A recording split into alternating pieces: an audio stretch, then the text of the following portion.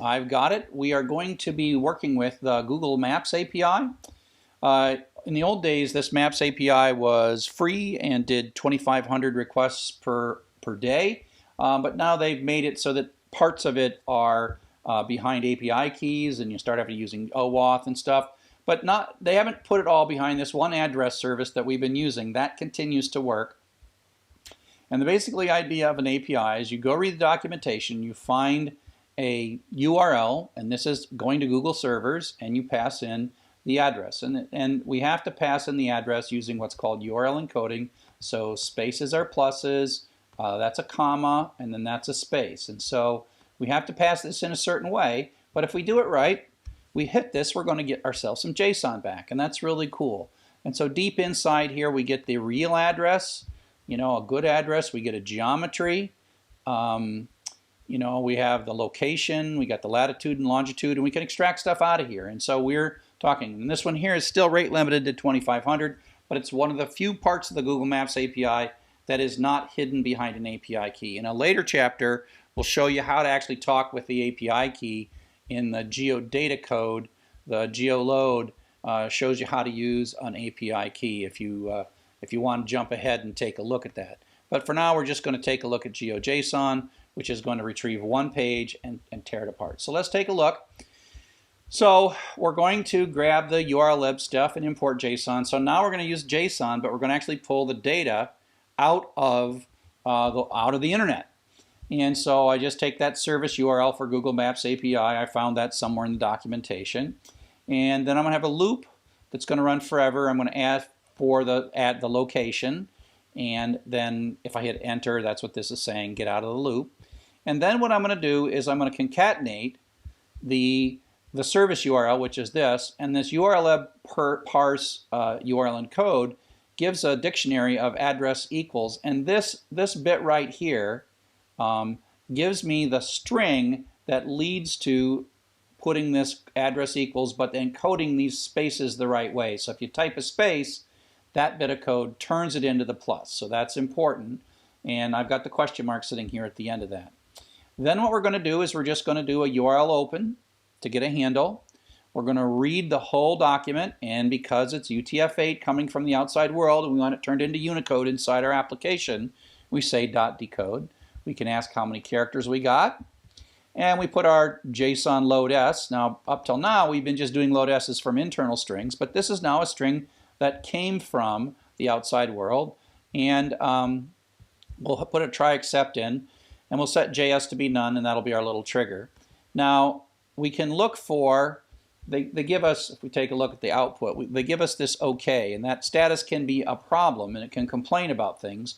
So we have to check to see if we got a good status. So at this point, if you look at the outer bit of this, the outer bit that we get is a curly brace, so it's a dictionary. Then there is within that dictionary a key results, which is a list. But then the second thing in the outer dictionary is status. And so we can ask if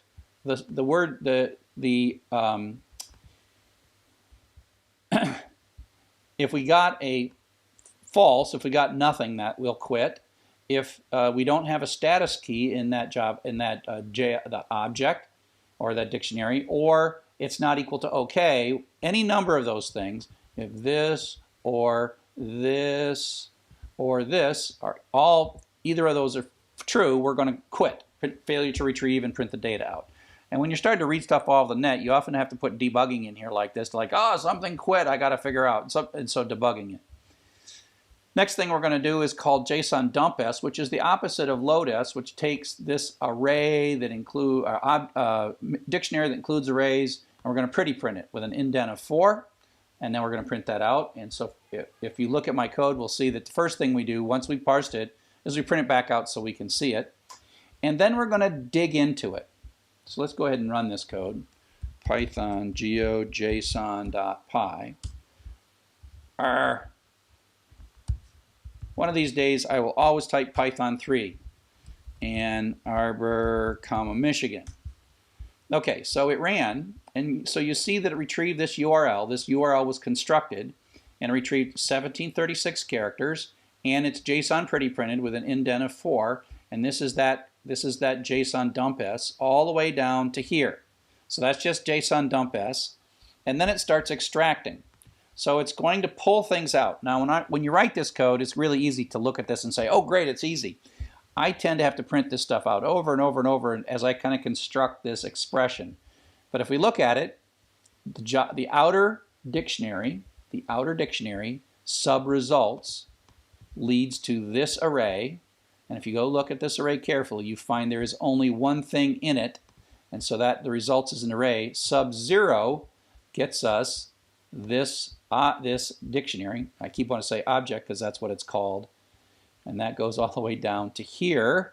So that's what we get there. And then within that, we now have an object, and we look for geometry within that object. Where is geometry? Right there. Geometry. Geometry goes from there to there. There's geometry in there. You got to get used to it. That's why it's nice to have this stuff indented. Geometry sub low. Oops, come back. And then we go to location within that. So location within geometry. And then within location we have lat and long. And so this is pulling out this 42 and 83. And then, so we print that out. Take a look. And that prints that out. Pulls that right out of the JSON. These are tricky to write, but after a while you win and you get it right and it's just fine. Okay? And so we do the same thing. Result sub-0 formatted address gets us this. And so that's how we print the location out. And so that's a real quick look at how we would do that with the JSON talking to the Google Maps API. Okay? Hope this helps. Now we're going to talk about API rate limiting and security.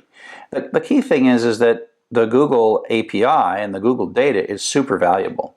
And you could build a website that did nothing but sort of like asked the person for something and then showed them that place and be a map searcher. And you added so little value and Google did all the hard work.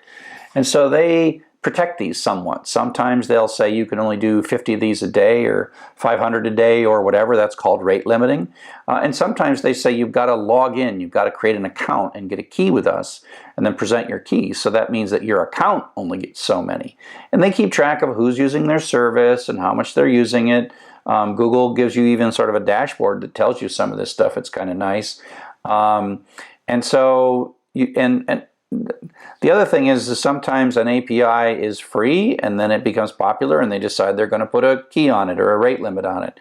So you got to kind of play this game with them and the rules kind of change as things progress.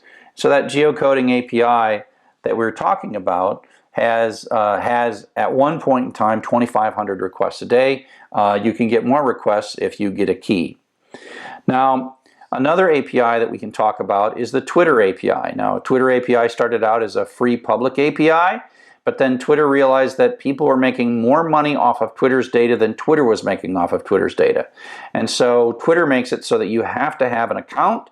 You can only request data from their API is if you use your account key to sign that. And so there's a whole series of getting and issuing keys and then using those keys. And I'll just give you a short summary of the kind of code that it takes to build those requests up that have to be signed. So you'll look through the Twitter documentation and it'll say, oh, this URL to get the tweets, etc., etc. And it says do a GET request to this URL and that URL and maybe substitute a little bit of things here for the screen name you're looking for or how many tweets you want. And they tell you how to carefully construct these URLs.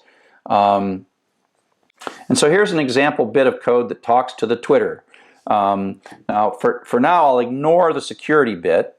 That's all hidden in this TW URL. So it looks a lot like the last one. We're going to use JSON and URL lib. And we have found that this is the API name, blah, blah, blah, blah, blah, list.json, getting a friend list for a particular person. And so that is the base URL that we're going to do.